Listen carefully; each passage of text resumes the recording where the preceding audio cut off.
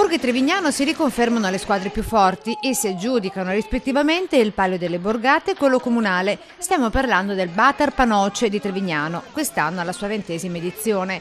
A sgranare la più grande quantità di pannocchi di grano turco sono state le stesse squadre dello scorso anno. I gialli del Borgo hanno dominato il Palio delle Frazioni, lasciando alle proprie spalle i verdi di Treforni e i rossi di Via Alta. Trevignano si è riconfermato invece leader indiscusso del Palio comunale. Ai grigio-azzurri della frazione capoluogo inoltre è andata la super sfida organizzata in occasione del 20ennale del Batar Panoce, il Super Palio, che ha visto contrapposte le due compagini vincitrici nel 2010.